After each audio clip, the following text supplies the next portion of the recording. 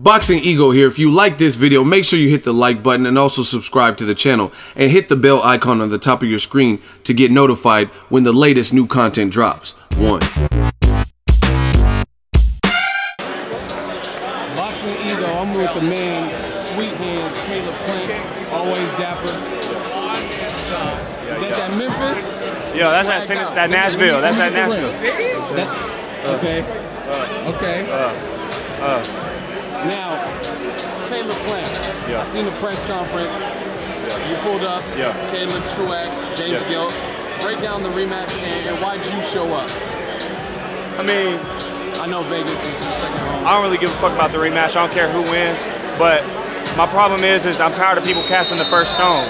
And then when I pull up, you know what I'm saying, and want to see what's up, then it's like they got an issue and they freak out. I wasn't even talking to James Gill. I was talking to Caleb Truax. And then he started laughing. I said, I don't know why you laughing, because you can get smacked up too.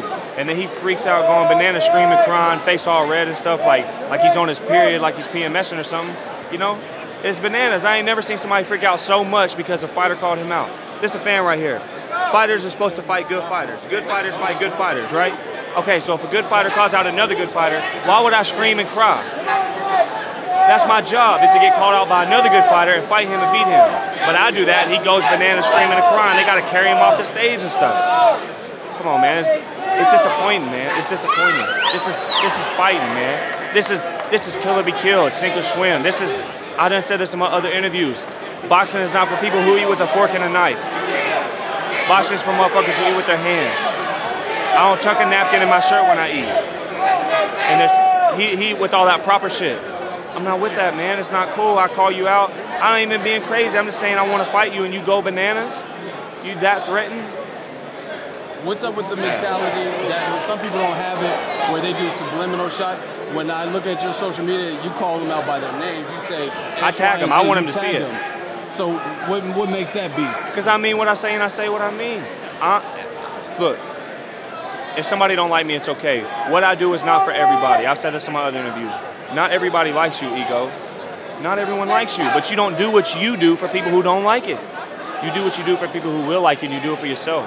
I don't do what I do. I don't box how I box for people who won't like it. I do what I do for people who will. Right? Yeah. Okay.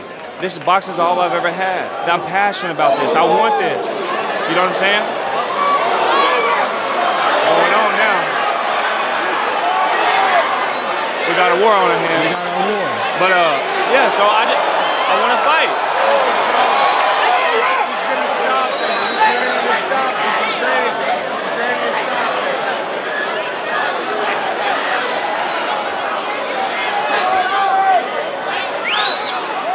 I mean what I say what I mean. I want to fight. I'm a good fighter. That means I'm supposed to fight other good fighters. I'm not supposed to be getting soft touches my whole career. And for people who don't believe in me, they don't like me because I haven't proved myself. That's what I'm trying to do. The fans deserve that. They just deserve to see good fighters fighting other good fighters.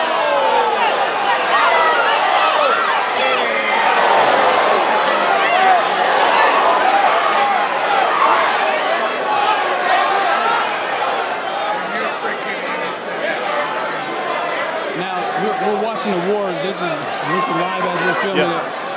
I see you got a slick defense and overall skill. Why did you implement defense into your style with the offense? Let me clarify that. I'm going to let this 6 seconds roll out because I know they're about to get loud. You know what I'm saying?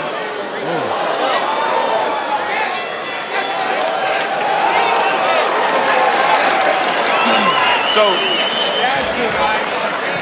I want to fight the best for the fans, right?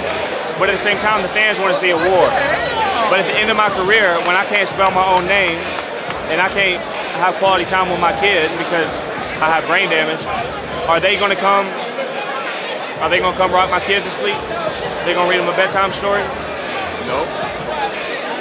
You my man, and you're not even going to come read my kids a bedtime story. Hey, I might do that. I live close. But you smell it when I'm cooking. No, I feel you, 100%. So I have to do what I do the way I do it. I'll fight for the fans. I want to fight the best for the fans, but I'm going to fight how I fight. I'm not going to fight no different for nobody. Because at the end of the day, I'm the one in there taking the punches. I'm the one in there throwing them. I'm the one in there running. I'm the one in there working. You know what I'm saying? I have to do it my way.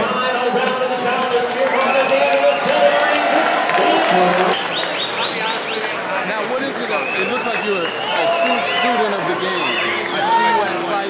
not even just your own. Where do you get that passion? Because some people like Floyd, they say they don't watch. I love boxing. I love everything about boxing. Boxing is pure. Boxing is perfect. The unjust stuff you see, that's not boxing, that's people.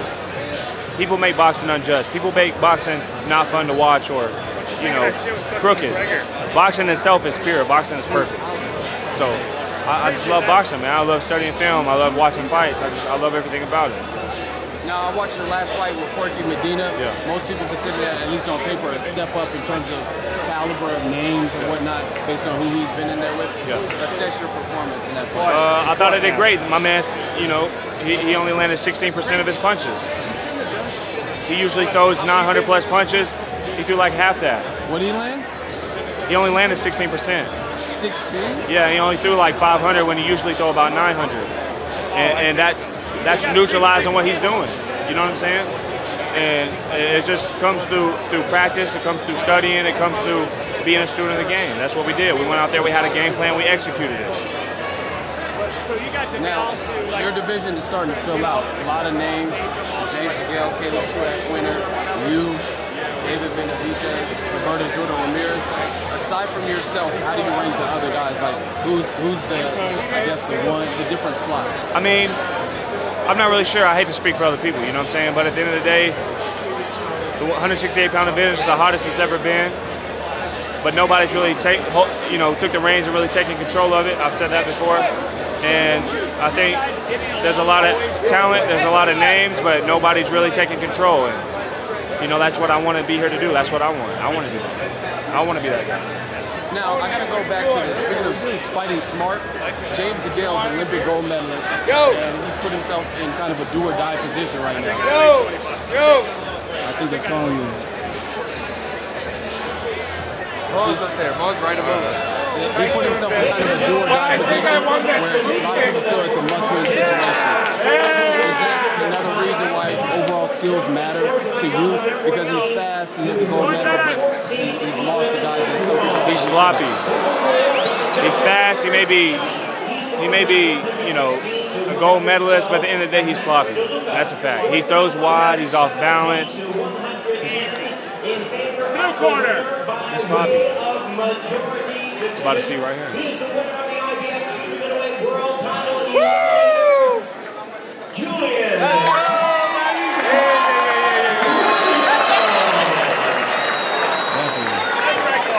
Now, I know because I talked to you, but for the new fans, why are you so passionate? Why are you so hungry? Why is boxing the only thing that matters and no plan B, only plan A's? If you don't know my story, I don't want to pound it. I will continue to tell it until somebody puts me in a position where I can't tell it no more. That's my story. I'm proud of it. I made it out of that. Not a lot of people have. For the ones who have, they haven't gone through what I've gone through particularly. And so I got a lot riding on this. Like I said, I don't have a plan B. I've never had a plan B. No 9 to 5, no school, no nothing. This is it. It's got to work. So, you know, if you don't know my story, I encourage you to go look it up. Maybe it'll make you a fan. Maybe it won't. If not, maybe if I continue to do well in my career, it'll make you a fan. Maybe it won't. But, you know, I love boxing, man. I love boxing. I came from nothing. I came from absolutely nothing. Now, some people don't know you came from, you had another fighting combat sport under your belt. Yeah. What was that? Kickboxing. Not the leg kicks, kicks above the waist, full contact kickboxing. Not karate, not actual kickboxing. I have 5 world titles, 9 national titles. Only 16-year-old to ever win an adult national title. Only 17-year-old to ever win an adult world title. I fought overseas, Italy, Trinidad. I fought for Team USA multiple times overseas, over here. Yeah, I've been fighting my whole life. That's what I am. I just like to fight. Kickboxing, did you start that after boxing or? Right before, but I was boxing and kickboxing. One weekend I'd be boxing, the next weekend I'd be kickboxing. 1 week boxing, you know, my dad was just driving me all over. My dad would drive me from Tennessee to Chicago for one 3-round, 2-minute fight. Why'd you settle in boxing? I always enjoyed boxing more than kickboxing. My boxing was always better than my kicking, but you know, after I did everything I did in kickboxing as an amateur, I just felt like it was time to put all my focus and attention into boxing. You know what I'm saying? I felt like that's what I was called to do. Everybody check out Caleb Plant. His story is definitely an encouraging one. What's your final message, the imprint you want to leave on 168? Stay tuned. Stay tuned. Where can they follow you? At Caleb Plant on Instagram, at Sweet Hands Boxing on Twitter, and I got my free app for Apple and Android called Sweet Hands. Check it out, man. Appreciate your time as always.